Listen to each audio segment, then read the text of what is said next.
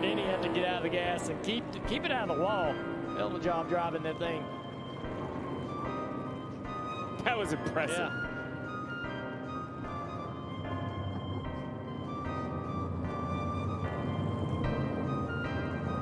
We're setting up for a repeat from last year.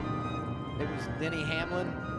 It was Kyle Larson. I mean, these two at times have been connected hip to hip. Imagine the scene. NASCAR officials are frantically searching Dover Motor Speedway, calling drivers back to their vehicles after a rain delay. Suddenly, they discover one of their biggest stars is missing. Kyle Larson has disappeared. With only 13 laps remaining in the race and millions of eyes on the track, where could the Hendrick Motorsports driver possibly be? Sunday's NASCAR Cup Series race at Dover Motor Speedway turned into a weather-induced drama that nobody saw coming. Rain moved into the Delaware area with just 13 laps remaining, forcing NASCAR to throw the red flag and halt what had been shaping up as an intense finish. The timing couldn't have been worse. Denny Hamlin was leading the charge, followed by his Joe Gibbs racing teammate Christopher Bell in second place. Chase Elliott, who had started from the pole position, was running third. Kyle Larson held down fourth place, with Alex Bowman rounding out the top five. What made this rain delay particularly challenging was the extreme conditions drivers had already endured. Temperatures inside the cars had soared to 140 degrees throughout the day. Hamlin later revealed he changed his fire suit during the break because sweat kept dripping inside his visor. This marked the first July Cup race at Dover since 1969, and Mother Nature seemed determined to make it memorable for all the wrong reasons. Around 6:20 p.m. ET, after a 56-minute delay, NASCAR began calling drivers back to their cars. The track drying equipment had done its job. Air Titans had cleared the surface. Everything was set for racing to resume around 6:30 p.m. Eastern Time. Then came the moment that left officials scratching their heads. Chris Knight of Motorsports dropped a simple but alarming tweet: NASCAR looking for Kyle Larson. The number 5 Hendrick Motorsports driver was nowhere to be found when the call came to return to the cars. But Larson wasn't the only driver who seemed to have wandered off during the delay. Christopher Bell was slow getting to his car.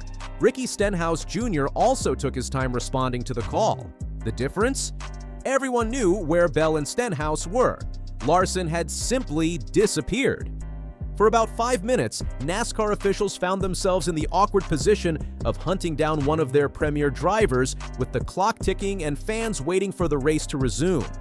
Chris Knight provided the update everyone was waiting for about 5 minutes after his initial tweet. According to NASCAR officials, the 5 has arrived. Larson had materialized, ready to climb back into his Chevrolet for the final sprint to the checkered flag. The race was cleared to resume without further delays, but what had Larson been doing during those missing minutes?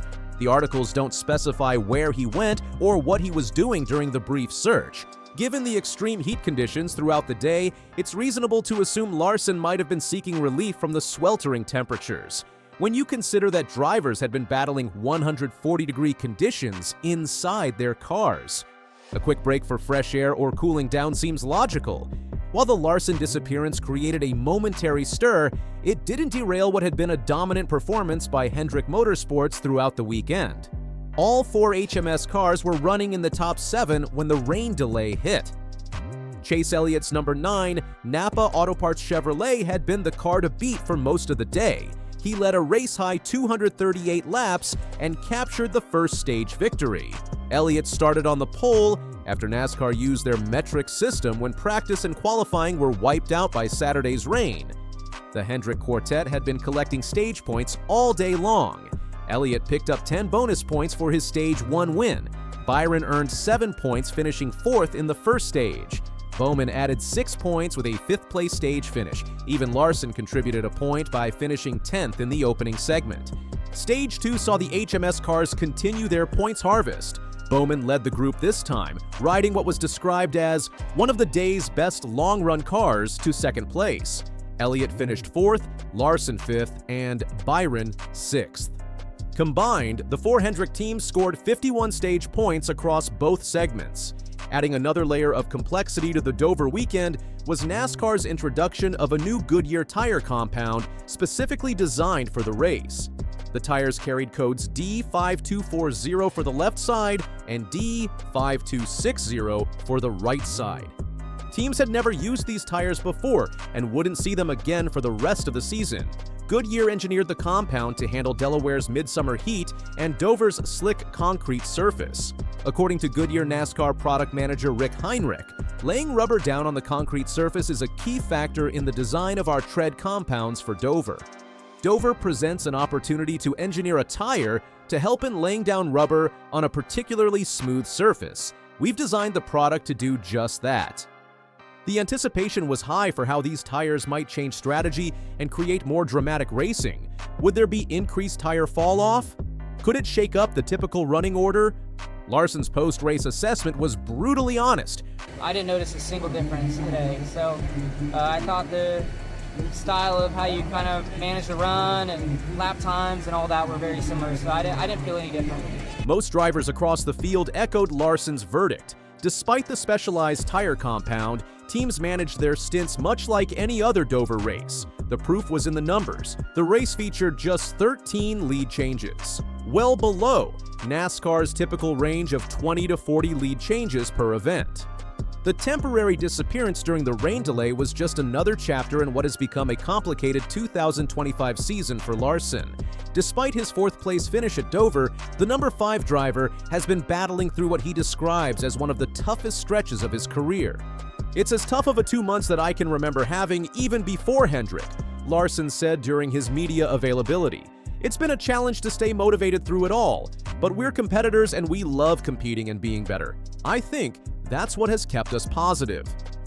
The struggles began with his second attempt at the double, running both the Indianapolis 500 and the Coca-Cola 600 on the same day. After running strong through 245 laps of the 600, Larson got caught up in a multi-car incident that ended his race early.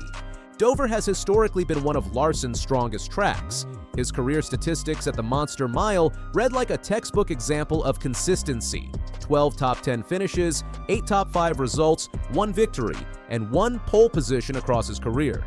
His career average finish of 8.2 at Dover ranks as the best among active drivers. He has led 938 laps at the track, second most among current competitors, behind only Kyle Busch. The 2019 Dryden 400 victory at Dover remains one of the most significant wins of Larson's career. Driving for Chip Ganassi Racing at the time, that victory snapped a 75-race winless streak and earned him an automatic playoff berth. When racing resumed after the rain delay, teams faced a critical decision that would determine the race outcome. Should they pit for fresh tires or stay out and maintain track position? The top 8 drivers, including race leader Hamlin and 4th place Larson, chose to stay out on their older tires. This set up a potential David versus Goliath scenario where drivers with fresh rubber could potentially charge through the field. Hamlin's crew chief Chris Gale explained their strategy. He said, "We need wins. How can we manufacture some way to give ourselves more opportunity for that to happen? Might not pan out, but we definitely weren't going to do it doing the same thing as everybody else." That was our train of thought there, and thankfully it worked out and we held on. The decision proved correct. Despite having significantly older tires, Hamlin managed to hold off challenges from drivers on fresh rubber, including his own teammate Chase Briscoe, who finished second. The restart attempts after the rain delay created their own drama. Less than 1 lap was completed on the first restart when Christopher Bell spun from second place. William Byron, who had been running well all day, got collected in the incident and ultimately finished 35th. The first attempt at a green-white checkered finish also ended prematurely with another caution. Cars on fresh tires, led by Chase Briscoe, were working their way through traffic while the leaders on older tires tried to hold their positions. Hamlin and Briscoe battled side by side on the white flag lap, their cars brushing doors as they fought for the lead.